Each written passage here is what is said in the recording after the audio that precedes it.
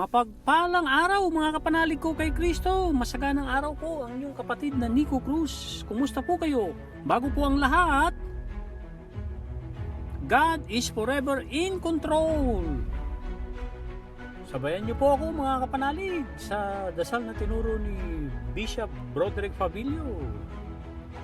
Lord Jesus, I love you so much. Teach me to love you more. God is forever in control. Ang gusto kong idagdag sa ating dasal ay naituro ni Father Jerry Orbos sa kanyang napakagandang talk sa YouTube. The path to healing begins with surrendering. Ito po, sabay-sabay po tayo. Lord, thank you for everything. Lord, take care of everyone. And Lord, thy will be done. And my life is in your hands. Yan po ang napaka simple pero powerful na dasal galing kay Father Jerry Orbos. Panghuli niya dun sa talk kahapon na pinakinggan ko, the path to healing begins with surrendering, ay BTS. Ano po ang BTS? B as in believe, T as in trust, S as in surrender. BTS. Believe, trust, and surrender. Tanong, ano po ang uwi ninyo sa episode 47? Halika at makinig ka. Episode 47, September 26, Jesus Calling, Enjoying Peace in His Presence, Sarah Young. So tayo ay tinatawag ng Panginoon at tayo daw ay makinig at attune, maging aware tayo sa ating sarili sa kanyang boses at tanggapin ang kanyang napakagandang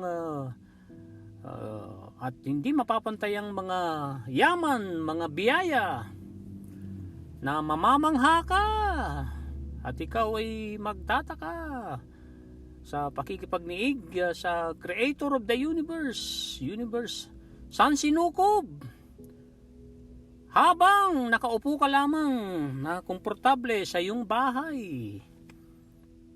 Ang mga haring tao dito sa mundo, sabi ni Lord Jesus Christ, ay mahirap silang abutin. Inaccessible sila, mahirap marating. Kahit yung mga dignitaryo at mga ambassadors, mga prime ministers, di po ba, presidente ng bansa, mahirap abutin niya mga yan dahil merong mga protocol. Dapat lang din kasi may safety protocol, siyempre para magpaghanda nila yung idudulog mo ay kailangan idamo muna sa kanilang mga subordinates. So hindi ka pwedeng dumirekta, pero ang ating Panginoon na King of Hari ng San Sinukob ay totally accessible sa atin lahat. At sumasayo ako saan ka man. Walang makakapaghiwalay sa ating dalawa, sa aking presensya sa iyo, anak. Nung ako'y umiyak sa cross na sinabi kong tapos na, ang kurtina ng templo ay nahati sa dalawa mula sa taas at baba. Ito ay nagbukas at nagbigay ng daan para daw ma-meet natin, makaharap natin face to face ang ating Panginoon na mahal tayo, Panginoong Hesus. Walang protocol at hindi tayo dadaan sa mga pare. Pwede tayong dumirekta kay Lord Jesus Christ. Dahil siya ang hari ng mga hari at siya ay palagi ang kasangga, constant companion. Napakaganda po. Ito na po ang episode 48. Jesus Calling, Sarah Young, Enjoying Peace in His Presence. September 27, episode 48. magpahinga ka ng walang hanggan sa aking bisig. Sa aking bisig. Nasa Deuteronomy 33:27 at Psalms 27:13-14. So, babasahin ko po sa New King James Version, the Maxwell Leadership Bible, ang Deuteronomy 33 verse 27. It says, "The eternal God is your refuge." Refuge ay silungan. "And underneath ay sa ilalim, are the everlasting arms." Walang hanggang bisig. Mga bisig. "He will thrust." Thrust ay tulak. "He will thrust out the enemy from before you and will say, destroy." Oh, papuri sa Panginoon. At Psalms 27:13-14.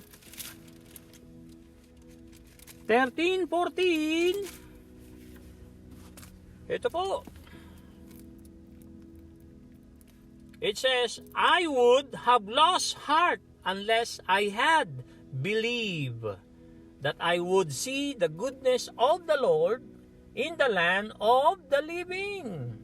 Wait on the Lord, be of good courage, and He shall strengthen your heart.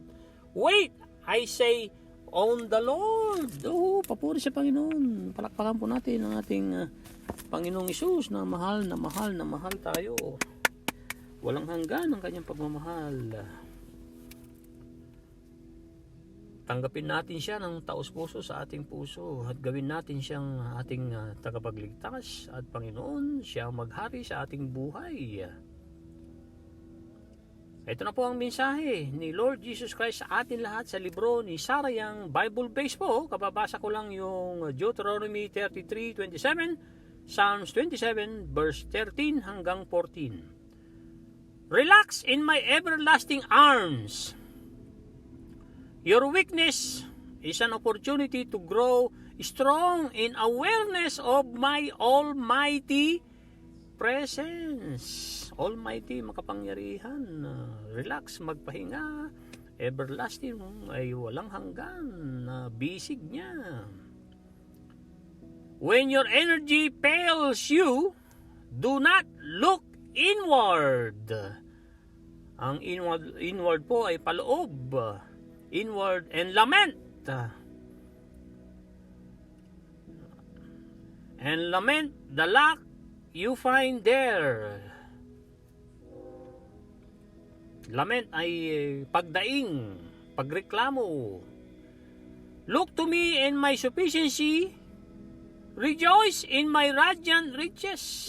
Radiant, nagliliwanag na yaman. "That are abundantly available to help you."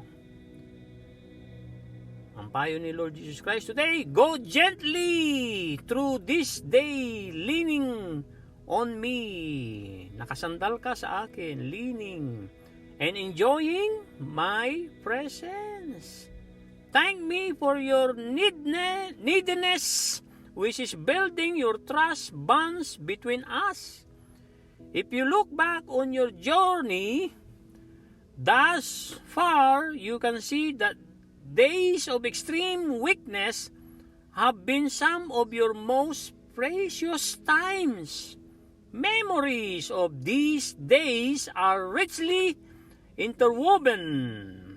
Interwoven ay tagpi-tagpi with golden strands of my intimate presence.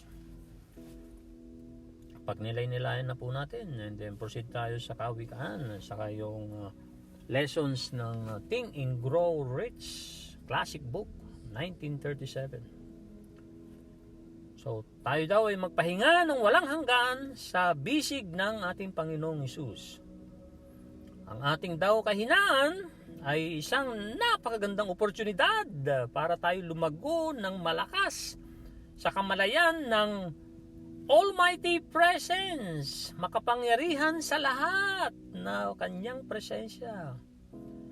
Kung ang ating enerhiya ay nagbibigay ng problema sa atin, hindi raw tayo tumingin paloob at magreklamo sa kakulangan nito. Bagkus, look to me, hanapin mo ko at ang aking sufficiency, at rejoice in my radiant riches. Maggala ka sa aking nagliliwanag na yaman na talagang umaapaw, siksik umaapaw, liglig, na available para tulungan ka. At kailangan daw tayo ay lumapit sa Kanya ng gently, marahan. Lumapit go gently, ibig sabihin ay humayo ng payapa. Kaya nga sinabi yan sa Desiderata, humayo ng payapa at mahinahon. Through this day, leaning on me. So, humayo ka ng payapa dito, ngayong araw na ito, na nakasandal sa akin, na nagagalak ka sa aking presensya.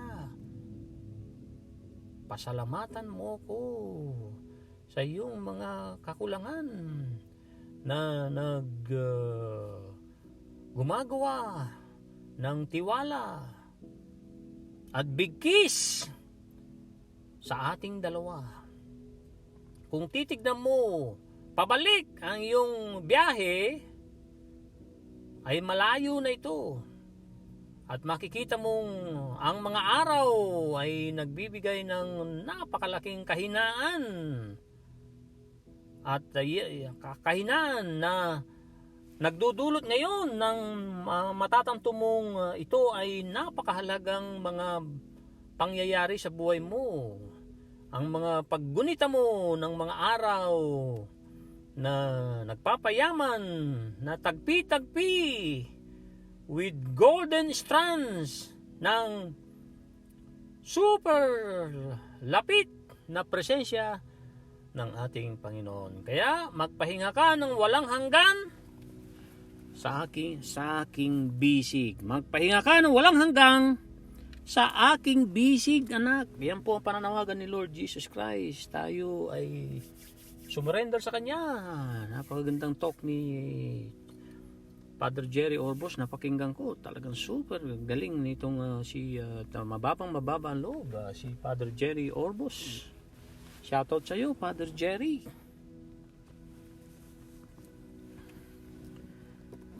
Pusit na po tayo sa Kawikaan, Kapitulo 27, versikulo 1 hanggang 26.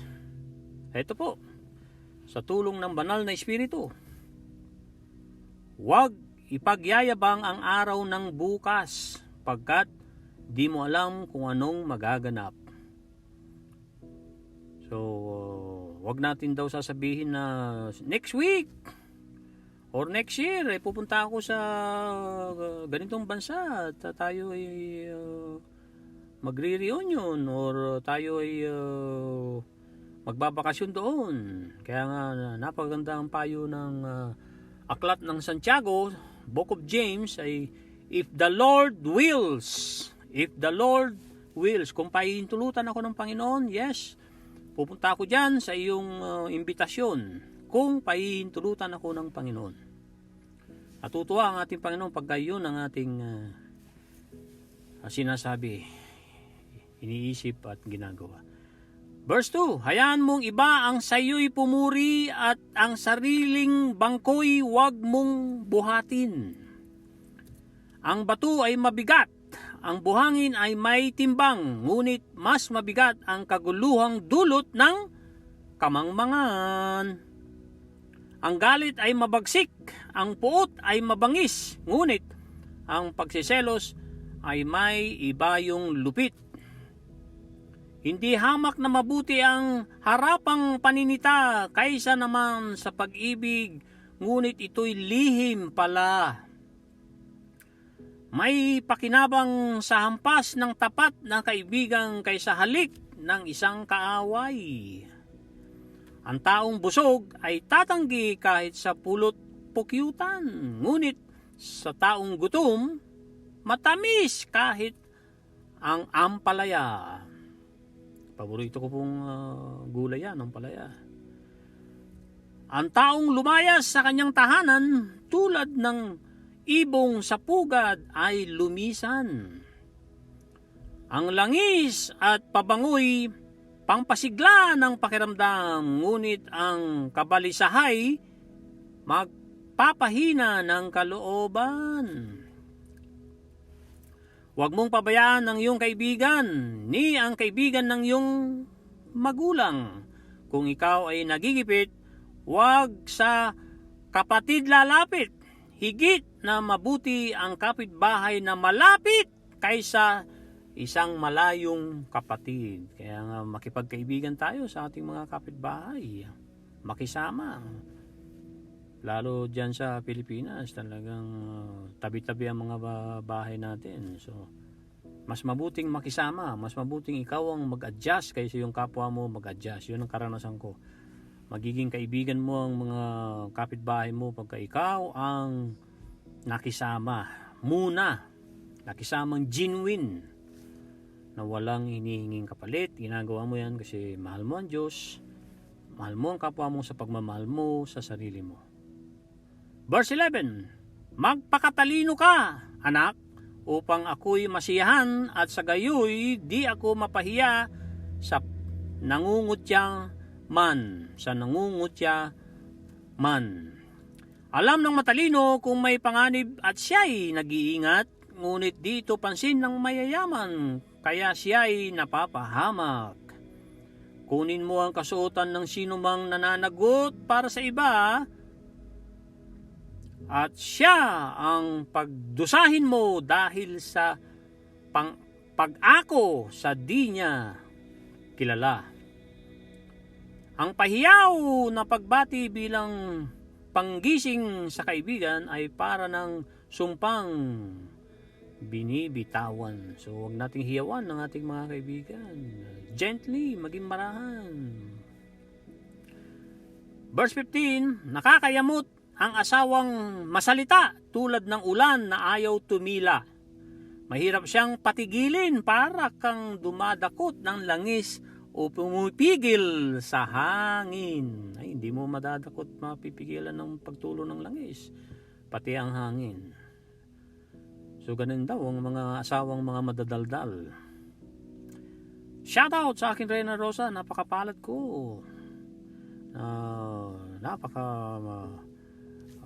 Marahan at talagang mahal na mahal ako. So, papuri sa Panginoon. Verse 17, bakal ang nagpapatalim sa kapwa. Bakal at isip ang nagpapatala sa kapwa-isipan. Ang nag-aalala sa punong igos, ang nag-aalaga. Ang nag-aalaga sa punong igos ay makakakain ng bungan yun. Ang alipin may malasakit ay pararangalan naman ng kanyang Panginoon. Kung papanong ang mga mukha ay nalararawan sa tubig, sa kilos naman nahalata ang iniisip. Ang nasa tao'y walang katapusan, tulad ng libingan laging naghihintay.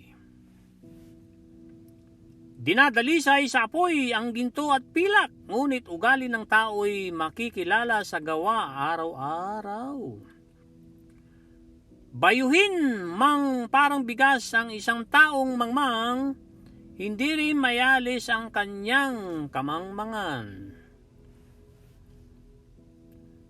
Ang iyong mga hayop ay iyong bantayan, alagaang mabuti ang iyong kawan. Di mamamalagi ang yaman, ganun din ang nasa kapangyarihan. Putulin muna ang dayami, saka gapasin ang damo sa parang hinihintay ang sa susunod na anihan.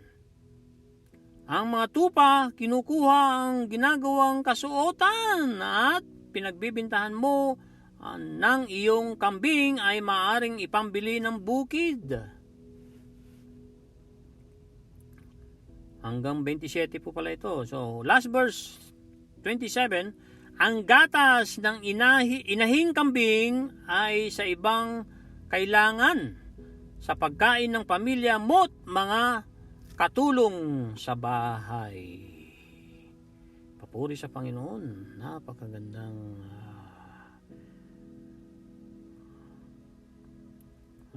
Kawikaan 27, versikulo 1 hanggang versikulo 27. Ito po ang napakagandang quote ni Benjamin Franklin. Many things in life require careful thought and preparation. Sometimes we need to be cautious and take precautions. A great expression for that kind of behavior is an ounce of prevention is worth a pound of cure. Madalas banggitin niya ni Pastor Ed Lapis. Shoutout sa iyo, Pastor Ed Lapis. Ito po ang sarili kong search ng 10 key lessons from Think and Grow Rich. Sarili kong search, ibig sabihin ay ginugol ko po. At ang may akda nito ay si Gagan Dawan. Kung nasaan ka man, Gagan Dawan, ay God bless you.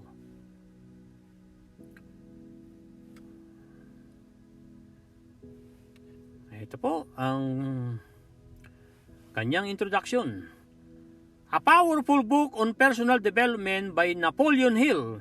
Think and Grow Rich is a must read for anyone with a desire to build a successful business of their own.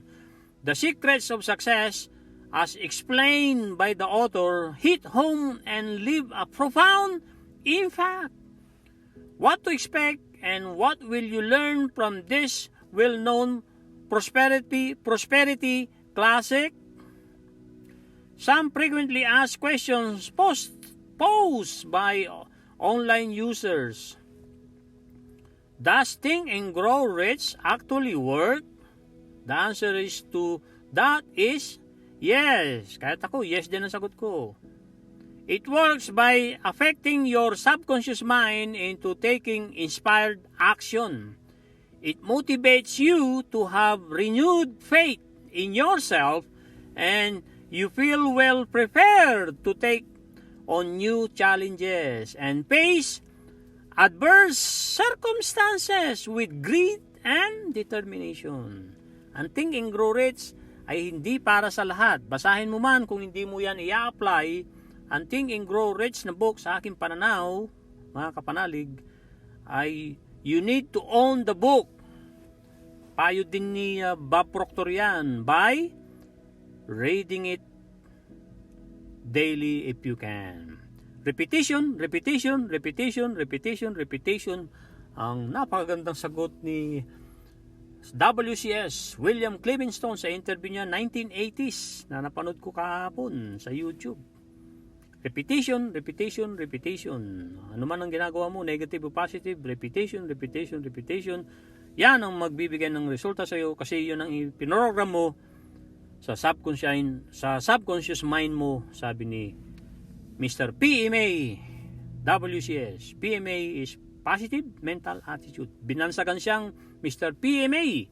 At napakagaling ng kanyang istorya. Mahal naman niya ang kanyang ina. Musmus pa lamang pumanaw ang kanyang ama at sinikap niyang magtrabaho. Siya sa edad na 6 na taon ay nagbebenta ng dyaryo. Minsan may mga restaurant na ayaw papasukin ng mga bata pero natutuwa ang mga kumakain doon at binibili ang kanyang dyaryo. At the age of 13 ay may sarili na siyang news stand, hindi lang isa kundi 2 or 3. Yan ay at the age of 13. At the age of 16 pala yan. At the age of 20, itinayo niya ang combined insurance sa halagang Magkano? $100 US dollars. 1920s po yan. Hanggang ngayon, ang combined insurance ay napakalaking kumpanya. Ito ay worth ng billion-dollar company. Napakagandang kumpanya po yan kasi tinayo ng very Christian na tao na buhay siya ng 100. Tinarget niya raw dun sa interview niya na 110 or 104, pero halos nakalapit siya sa target niyang mabuhay ng 100 at namigay siya around the world ng over $500 million.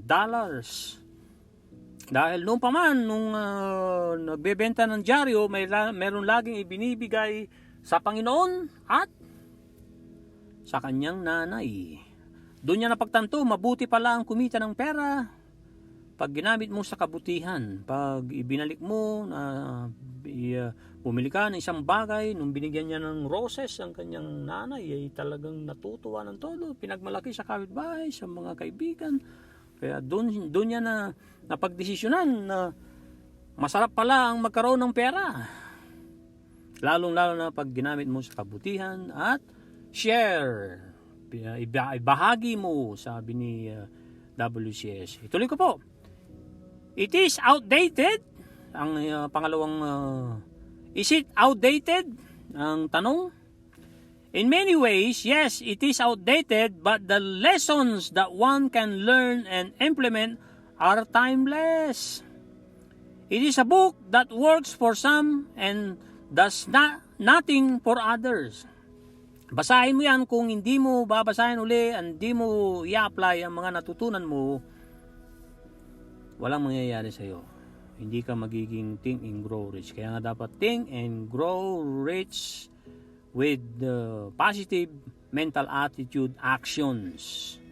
Hopefully, sabi niya, you will belong to the group that does glean insightful information that can prove to be life-changing. Inaayunan ko po yan. Kaya ako pinipicture ito.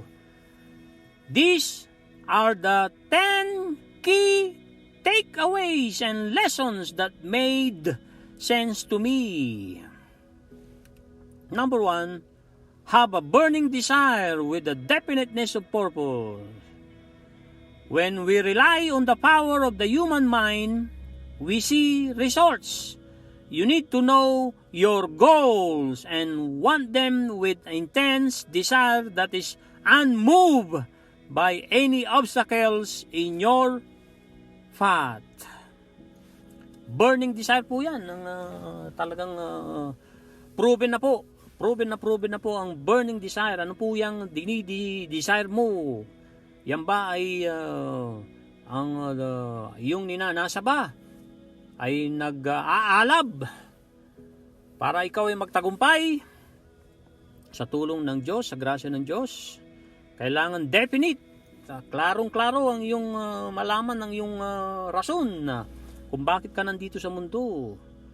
So, yan, pagka tayo'y nag-rely sa power na yan, ng power ng ating isip, ng isip ng tao, makakakita tayo ng magandang resulta. Pero, gagawin mo ang parte mo. I-apply mo yung mga natutunan mo sa Think and Grow Rich. Kailangan basa-basahin. Kung hindi mo kayang basahin ng araw-araw, dapat regular. At kung nabasa mo lang isang beses, huwag mo lang ilagay ito sa iyong bookshelves na maalikabukan. Kailangan buklatin yan kasi reference. Ang mga obstacles, mga balakid sa iyong landas ay kusa mong mapipigure out sa tulong ng banal na Espiritu. So, number 2, faith is the state of mind that believes in something even when there is no outer proof to back one's belief. You may have failed multiple times, but if you lose faith in yourself based on past experiences, that's when you really fail. Failure is not the end of the road. It is a lack of faith. Ulitin ko po, failure is not the end of the road. It is lack of pananampalataya. Don't let your fears overcome your faith in your vision. You can develop faith at will and by reminding yourself why on a daily basis lest you forget. Number 3, specialized knowledge. Acquire knowledge that gives you an added advantage and confidence in yourself. Instead of knowing a little bit of everything, try to acquire specialized knowledge in one area where your skills and passion align. Share ko lang yung interview ni coach quotation, isang 3 great secret system ni WCS. Doon sa napanood kong interview sa kanya, 1980s video. Number 1, inspiration to action. Number 2, know-how. Number 3, activity knowledge. Ulitin ko po, inspiration to action, number 1. Ang 3 great secret system.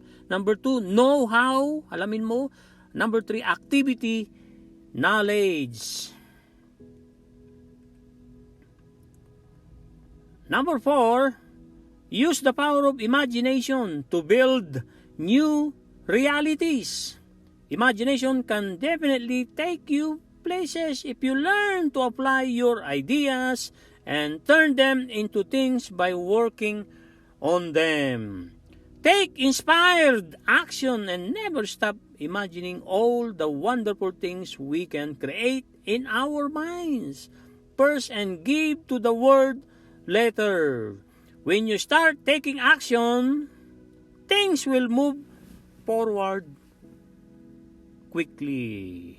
Sabi ni Albert Einstein, nothing happens until something moves. So kung hindi ka kikilos kapatid, baliwala ang Think and Grow Rich book. Baliwala ang na-imagine mo na. Because imagination is the workshop of the mind. Number 5, temporary defeat indicates there is something wrong with your plan. Instead of giving up, analyze your plans again and find out what's blocking your success. If your plans are sound, the results will take you by surprise and you will only do more. Laging binabanggit ni Napoleon Hill sa mga libro niya, sa mga talk niya, nung siya ay nabubuhay pa, siya ay pumanaw noong 1970, siya ay sinilang noong 1883. Lagi niya pinipicture si Thomas Alva Edison. Bago niya na-perfect ang incandescent lamp, yung bumbilya, 10,000 siyang nabigo. Ang sabi niya sa sarili niya, talagang lalabas na ang tunay na solusyon nitong problema na to kasi nauubusan na ako ng mga paraan ng pagkabigo. What faith and what insight at believe sa na siya ay magtatagumpay. Ano po? Number 6, overcome procrastination and never delay your actions because of excuses such as the situation not being ideal. If you wait for an ideal time, you will keep on waiting and the ideal time will never arrive. Stick to your decisions and see through your plans. Ang procrastination ay destroyer ng ating mga dreams. Para masira ang mawala ang procrastination ay action, kumilos ka kapanalig. At tutulungan ka ng banal na espiritu, lalo kung hiningi mong tulungan ka. Number 7, willpower and the effort you put in to see results will bring you success. Remain persistent and keep working on your plans. You have the desire, and by adding willpower to the makes you become a powerful being with a definite goal. Even if you feel you have faced, past tense, hinarap, multiple defeats, you will arrive at the top someday if you remain persistent with your actions. Number 8, train your subconscious mind through affirmations and auto-suggestion. Most of us, or most of what we do and our actions depend on our subconscious behavior and patterns. Those we grew up seeing difficult times are programmed to believe that the things can never be good, and that's why they continue to remain in this loop. Your subconscious mind can be trained, and new images can be provided through creative visualization techniques. Natutunan ko po ang diyan sa libro na yan na patuloy kong binabasa at napakakinggan ko na yan sa YouTube. Mayroon pong 10 hours. Natutunan ko po ang subconscious mind ay sending station. Nagpapadala ang subconscious mind. Ipinapadala mo ano man ang gusto mong ipadala sa Panginoon. Prayer, hiling mo, pagnanasa mo na ang pagnanasa mo ay kinalulugdan din ng Diyos. At ang creative imagination ay receiver. So, sending ang subconscious mind, diyan lumalabas. And then receiving your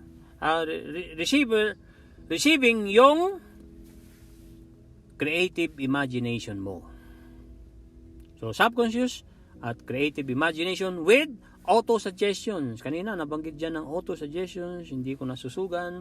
Ang auto-suggestions ay self-talk. Hindi po natin namamalayan ay kinakausap natin ang mga sarili natin. Dapat ay talagang sadya ang mga sinasabi natin dyan na mapapabuti.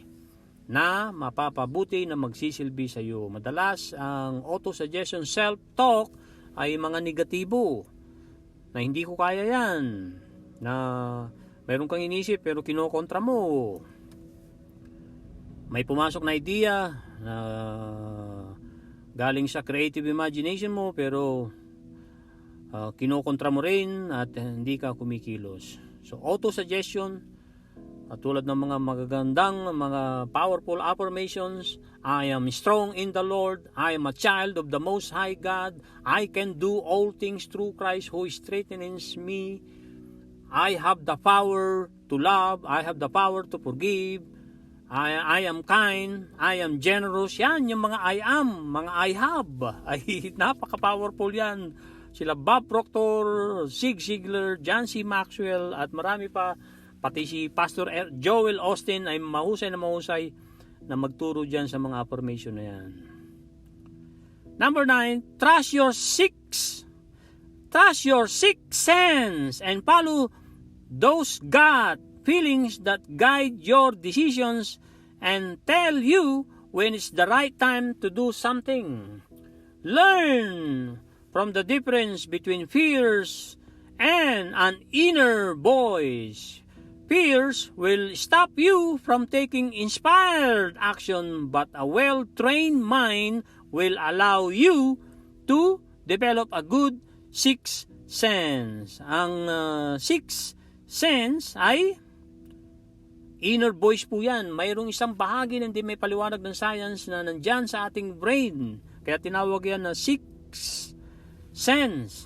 Di ba? Mayroon po tayong five sense. Diba? Sense of touch, sense of hearing, sense of listening, sense of so on and so forth. Di po ba? So, mayroon pang-anim na kailangan natin i-discover yan sa pamamagitan ng pakikipagniig sa Panginoon. Opo, sa pakikipagniig sa Panginoon kasi galing sa Kanya yan. Binigyan niya tayo ng intellectual. Ang subconscious mind ay pwedeng dumirekta ng pakikipagniig sa Panginoon at pwedeng dumirekta yan sa universe. At pwede mong utusan, lalo na, sabi ni Dr. Joe Vitale, utusan natin ang subconscious mind, lalong-lalo na sa gabi, para dahil ang subconscious mind hindi natutulog. So para tuloy-tuloy na trabaho, pagkagising mo, usually binibigay niya ang solusyon. Ang Think and Grow Rich ay hindi yan ang original title. Muntik nang hindi i-publish ito ng publisher. Tinaningan na si Napoleon Hill. Sabi niya, ang ganda-ganda ng manuscript mo, pero walang multi-million dollar title. Gusto ko ng multi-million dollar title. Kaya sabi niya sa sarili niya, deadline bukas, Napoleon Hill sa harap ng kanyang mirror sa kanyang washroom, matutulog na sila ng kanyang asawa, kinausap niya ang kanyang sarili na mayroong enthusiasm, mayroong action, at ang kanyang paa ay dumadabog, nakakapag-create ng tunog na hindi niya sadya. At bandang huli ay kinakatok siya ng kapitbahay. Ano ba nangyayari dyan sa inyo sa taas? At may lumalagabog. Siya yun, si Napoleon Hill yun. Kinakausap niya ang kanyang subconscious mind. Ikaw, Napoleon Hill, ang layo na narating mo. Nakapag-publish ka na ng book noong 1928, The Key to Success, na 20 years mong sinerch na kinumisyon ka ni Andrew Carnegie. Ngayon, nagawa mo na ang manuscript, title na lang, ibigay mo sa akin bukas. Kaya pagkatulog niya nung gumising alas 3, ibinigay ng kanyang subconscious mind. Sino man ang gusto mong itawag dyan sa subconscious mind, pwedeng Holy Spirit, ay kung nasa iyon, ang sabi ng kanyang subconscious mind, think and grow rich. Kaya tinawagan niya kanyang publisher. Sabi niya, Mr. Publisher, Napoleon, sabi niya, it's 3 a.m. Why you call me on this early morning? Sabi niya, I have the multi-million title of my manuscript. Sabi niya, ano yun? Think and Grow Rich. Woo! Sabi ng publisher, you got it. We will publish it tomorrow. So, naipublish ang libro noong 1937. 29 years niyang sinerch yan kasi 1908. Number 10, overcome all negative emotions of anger, hatred, jealousy, fear, greed, superstitions, etc., etc. When you are constantly thinking negative thoughts about yourself or others, it is difficult to focus on your goals, dreams, and life purpose. Papuri sa Panginoon.